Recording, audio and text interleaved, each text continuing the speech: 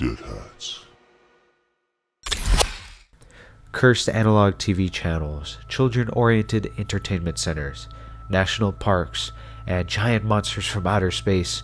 These are all very common tropes in the analog horror genre. Whether it's your 100th time seeing some kind of cursed TV channel from the 70s or a FNAF VHS style inspired series, when you've seen these so many times, it all begins to blend together and become boring. Boring is the word I'd use to describe the current state of analog horror, whether it be the Mandela catalog with their distorted faces on a screen that we've seen time and time again, or if it's two characters having a phone call with each other. These are all tropes that we've gotten very used to in the genre, and I feel like because everyone wants to be like the giants, no one's really innovating as much as they used to. And don't get me wrong, there are some outliers out there, and we are going to talk about them. I just feel that in its current state, even the outliers are not doing too much to innovate on stuff that has already been done time and time again. And before we talk about ways to innovate it, let's point out and acknowledge what these outliers have done differently and what they've done the same. There are many projects that stand out today from other projects coming out, and I'm going to make especially sure not to mention any digital horror projects, as I see a lot of people confusing the two. For example, I saw someone called ChezKid's Archives analog horror, when it is very clearly digital horror. UrbanSPOOK. First up is a relatively controversial one. This is UrbanSPOOK. I'm going to be purely talking about the content, his project, his web series, as there's a lot of drama regarding the creator that I have my own opinions on, but I'll save that for another video or another time. Let's just focus on his content. I've seen a lot of people describe this series as a breath of fresh air, and after viewing it, I can see why people feel this project is so different. Majority of UrbanSPOOK is through text and different messages shown on the screen and images, and it almost has next to no video portions as of this video. This different style of storytelling is what makes it really stand out. Another reason is because it is very much a different flavor of horror than we've been seeing in the genre. What do I mean by this? Well, if you look at horror in UrbanSPOOK, it's very much rooted in reality. Now, don't get me wrong, there's some things that happen that you just kind of have to, say, okay, well, I guess that happened. But since it comes from the tale of a serial killer, it's a lot more grounded than that of, let's say, Gemini Home Entertainment. But for the most part, it seems like very much like a story that could happen in real life. This kind of horror can make people uncomfortable, as it does include a lot of gruesome details described and shown in a gruesome fashion, while still leaving a lot up to imagination, as seen in the newest Pig episode. There's some characters where it's not explicitly said what happened to them, but when your imagination roams and you start thinking about what may have happened to this character, it really goes to really dark places. And that's actually where part of the controversy comes up from, because the big debate is how far is too far. Because when I say gruesome, it is gruesome. My opinions in this matter, I'll save it for a different video. But, we've seen some of the innovations that this story has given us, but why does it still feel kind of samey when compared to previous projects in this genre? At the end of the day, it is still very much an informational / slideshow presentation of the media. If you've seen UrbanSPOOK, it feels like a PowerPoint, the way it presents the horror to you. And it seems very similar to Mandela Catalog's presentation, which is very much clips or slideshows. Same can be said for Blue Channel, which is like an informational program, which, because of the way its presentation, where it's like a slide by slide, each slide may have different animation, but it's still slide by slide. It can still give it a samey feel to other projects. Another thing holding it back from really creating innovation is its abilities to get the aesthetics of analog horror, but it doesn't really do much with it. A lot of excellent, well-remembered analog horror channels, such as Local 58, utilize the aesthetic perfectly, but also utilize the period that it takes place in, such as in Contingency, with mentions of Lyndon B. Johnson and the idea of patriotism being that strong enough to kill yourself for your country being kind of an outdated approach. And then also we can see in Walton Files with the dates and the attitude of things going on, and Gemini Home Entertainment, as we can see in the nature documentary. It's stylized old, but it goes a little further than that. It makes sense. When I say it makes sense, I'm referring to the fact that it adds to the reveal of the woodcrawler. However, UrbanSPOOK can change the year to modern day, and I feel like the story itself would be barely affected on what exactly is being told here. It doesn't really do much with its time period, which is actually becoming a trope I've seen in quite a bit of recent analog horror. It gets the aesthetics right, but it doesn't really do anything with it other than, the stylization. Dark Mind. Now, Dark Mind is another outlier. It seems to stand out, and people have said that it is a unique approach to analog horror. I do see the genius of it. I just don't think it's a very innovative project as some people have claimed it to be. Don't get me wrong, his analog horror-based videos are very well made. They build tension greatly, but they run into the issue of sameness. His content, it shows a true mastery of analog horror. It gets everything down to a T without breaking immersion. Despite doing things that you've seen many, many times before, it doesn't exactly make it less horrifying when you're actually watching it. Let me reiterate that I'm strictly referring to their analog horror work. I'm not including his earlier videos such as 4 o'clock AM, as I don't feel it is analog horror. It does have a bit of analog stylizing, but I don't really think it is an analog horror video. That's up to the creator, so if he comes and corrects me, then sorry about that, but I did include this in my analyzation, because it is actually a relatively unique video. I was mostly including the ones that have analog horror or VHS in the title. The reason I have to point that out also is because the reason I feel it's not analog horror's first videos is because I've seen people try and classify Marble Hornets as analog horror because of its stylization, even though if you give it more thought, if anything it's digital horror. But since it was created during the time of digital horror, when it's trying to recreate, doesn't really count as digital horror. But that's another discussion in itself. Let's get back to Dark Mind. His videos like Staring Girl is an excellent example of what I'm talking about. It builds up excellent tension, it has good fear, the Staring Girl really puts unease into the viewer, and it really shows that Dark Mind has a mastery of the current analog horror tropes. But just because you have mastery of it, and you're not innovating on it, I think is its downside. If I showed you this video and told you it was actually from Blue Channel, would you believe me? The same could be said for identity tests. There's some clips in it where if I just showed it to you and said, hey, did you see the new Mandela Catalog episode? Would you be able to tell the difference? And I'm not directly saying it's a copy because the stories are very much different being told here.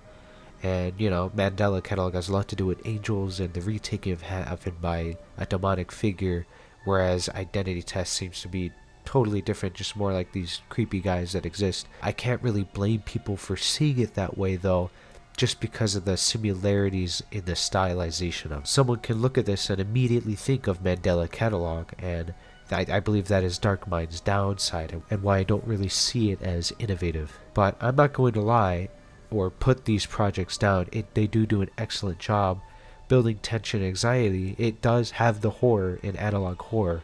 Anyone who may have seen the shower scene in Identity Test is a perfect example. Even though this is actually innovative, I have not seen a scare like this. It obscures the face of the man and shows up two faces, asking us which one is behind the black square, neither face being something we would ever want to see if we were in this situation. Even the parts like this that do new things that I have yet to see, because the stylization is so similar to other previous projects, I can't help but feel that I have seen this before. But these are just my thoughts on two outliers. There's a couple more. For example, Lost Media Archives is another example, which I think is actually, it does do quite a bit of new things, but some of it is still, it still gives a bit of sameness. For example, Channel 28, here we go again, another, haunted, cursed TV channel type of horror that we've seen time and time again. I don't want to put these creators down. I'm not saying that what they're doing is not well done. I think it is well done. I think there's some cool and interesting stories being told here, and they do innovate on some things, but it isn't enough. They still end up feeling very samey to the analog horror we've gotten used to and seen before. Now let's get to how I think maybe we can innovate on top of this to move the genre forward. Now, before I begin this portion, I just want to say I'm not an expert, but I do have experience in creating a horror-based web series, or ARG of sorts. For those of you who don't know, I'm the creator of Peaceful Watcher, and although it is an analog horror, I still feel that my advice as a creator can still be useful for those of you out there. So I'm going to be listing some of the lessons I learned in my project that you can definitely apply to analog horror, while also trying to go over how you yourself can innovate the genre and have your project stand out from everything else. As if this genre doesn't get innovation soon, I feel like it's going to die off and be replaced by digital horror. And digital horror, I don't think should be a replacement, but something that can live alongside analog horror. If we prevent the death of analog horror, maybe if this issue arises for digital horror, we can prevent it for them too. The number one biggest thing is to stop stylizing similar to other creators. I showed this example during my Dark Mind discussion, but some of these clips, if I were to show it to you and tell you it's something else, you'd be hard-pressed to tell the difference between the two of them. Everyone wants to recapture the feeling of the 60s, 70s, and 80s for their project, but everyone just keeps defaulting to the blank or blue or black background or the news TV station that we've seen time and time again, and I think people should try more and think outside the box. Create something totally unique that can still be believable from that era without directly copying either actual historical pieces of media from that era or from other projects that are claimed to be from that area. But I think you get what I'm saying. And another way to innovate is outside the box thinking with the story. I think we've seen time after time again with the FNAF style mascot, FNAF VHS mascot style horror.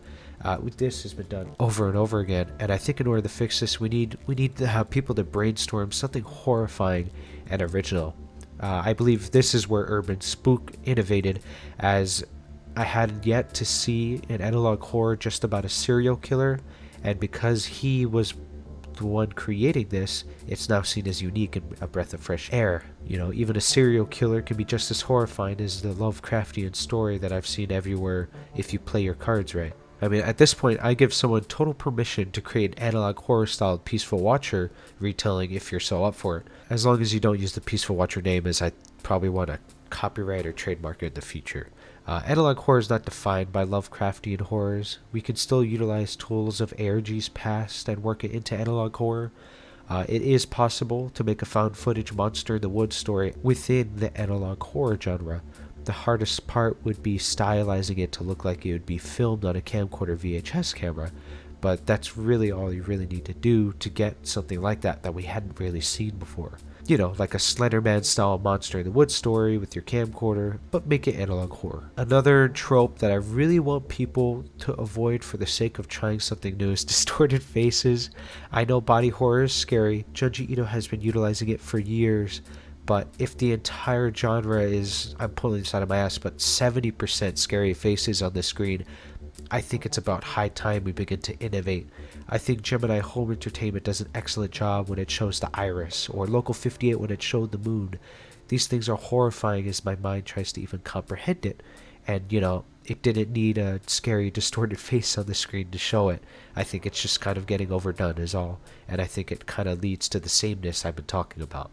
And I'm not saying every single project is like that, but I do think it is a large enough portion to just talk about that, give it its own little section.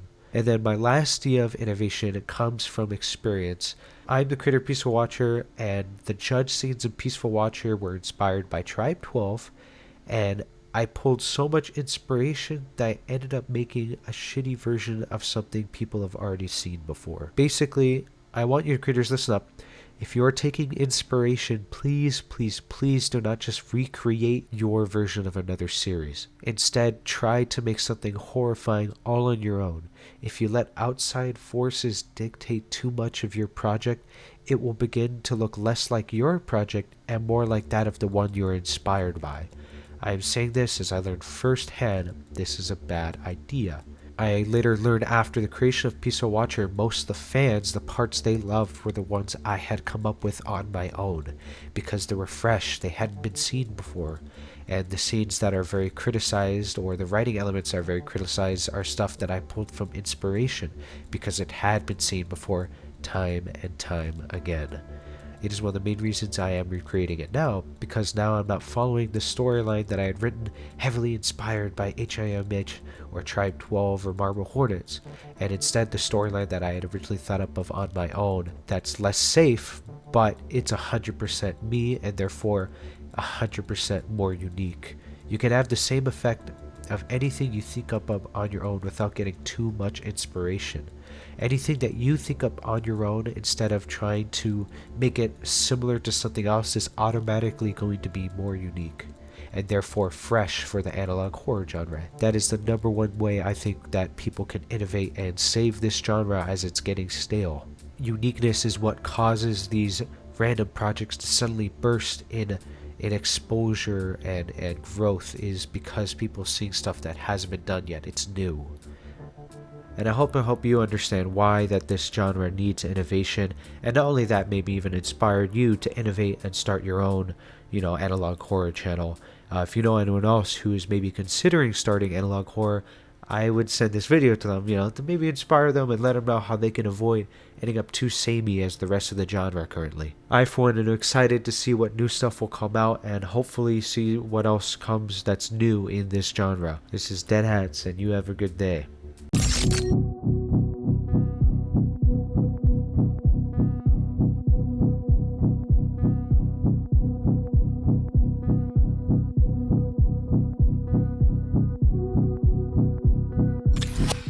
Subscribe to DeadHatz or you'll die tomorrow.